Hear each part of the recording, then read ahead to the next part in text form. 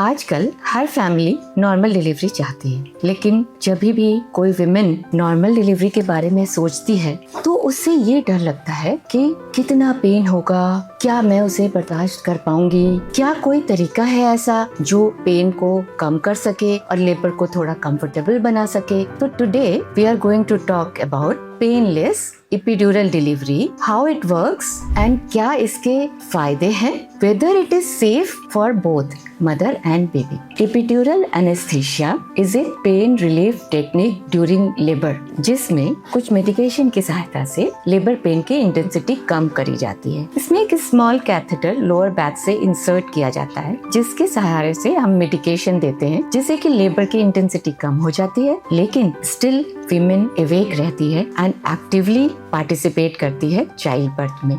So the most important thing is you remain awake throughout the process, but still you don't feel pain and you can actively participate in the childbirth process. Their goal is pain relief, not sleep. How is epidural given? Epidural anesthesia is usually given जब patient active labour में होती है और उसके pen stronger हो जाते हैं। So the labour must start and be active, she should be in active labour. Lower back को लाइंग पोजीशन या सिटिंग पोजीशन में क्लीन करके एक स्मॉल कैथेटर इंसर्ट किया जाता है और उसकी सहायता से कुछ मेडिकेशन दिए जाते हैं जिससे कि लेबर पेन की इंटेंसिटी कम हो जाता है, और ये पूरे प्रोसेस में सिर्फ कुछ मिनट्स ही लगते हैं। तो लेबर कैसा होता है एपिड्यूरल एनेस्थीसिया देने के बाद, आप कैसा फील करते हैं? पेन सिग्निफिकेंटली कम हो जाता है, लेकिन आप कॉन्ट्रैक्शंस को फील कर सकते हैं, प्रेशर फील होता है और आप अवेक रहते हैं, अलर्ट रहते हैं। तो आप बिल्कुल चाइल्ड बर्थ के प्रोसेस में पूरी एक्टिवली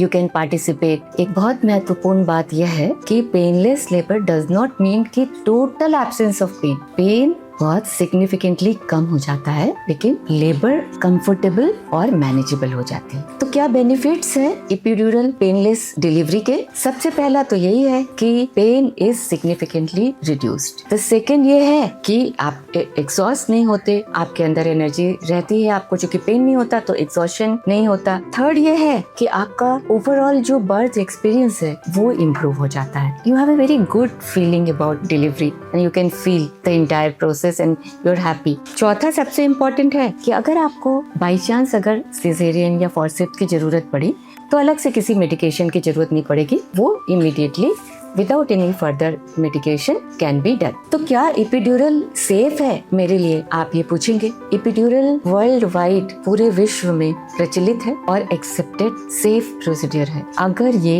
एक इक्विप्ड हॉस्पिटल में और बाय ट्रेन्ड प्रोफेशनल किया जाता है। तो हर प्रोसीजर के कुछ साइड इफेक्ट्स होते हैं जो कि एक प्रसिद्ध और ट्रेन्ड एनेस्थेटोलॉजिस्ट उसको इजीली मैनेज कर सकता है। जैसे कि जब भी हम एपिड्यूरल लगाते हैं तो कंटिन्यूअस फीटल मॉनिटरिंग की व्यवस्था होनी चाहिए। ये आपका एनेस्थेटिस्ट डिसाइड करेगा कि आपके लिए painless delivery by epidural safe है या नहीं। क्या epidural anaesthesia for painless delivery से सिजेरियन सेक्शन के चांसेस बढ़ जाते हैं? नहीं। एपिड्यूरल एनेस्थीसिया से easily women can have painless delivery. Normal delivery happens in many of the cases. Sometime caesarean section की जरूरत पड़ती है, वो किसी भी पेशेंट को लेबर पेन में पड़ती है एंड उसके लिए बहुत सारे मल्टीपल फैक्टर्स इन्वॉल्व होते हैं, न कि epidural anaesthesia is the reason for that. तो epidural anaesthesia for painless delivery कब सेफ नहीं है, किनके लिए? अगर आपको क्लॉटिंग या ब्लीडिंग डिसऑर्डर्स है, इंजेक्शन साइट पे, स्पाइनल साइट पे आपको कोई इन्फेक्शन है, या कोई स्पाइनल या न्यूरोलॉजिकल प्रॉब्लम है, या कोई ऐसा स्पेसिफिक प्रॉब्लम है जो डॉक्टर ने आपको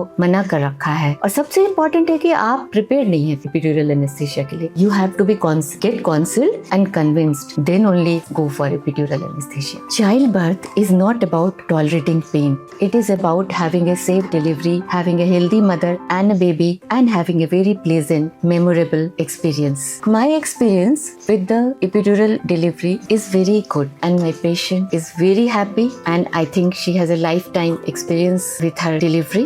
So, if you want a pleasurable delivery, you want to cherish the long term, not thinking about the pain, go for painless epidural delivery. And if you found my video useful, subscribe my channel. If you found this video, thank you very much for watching.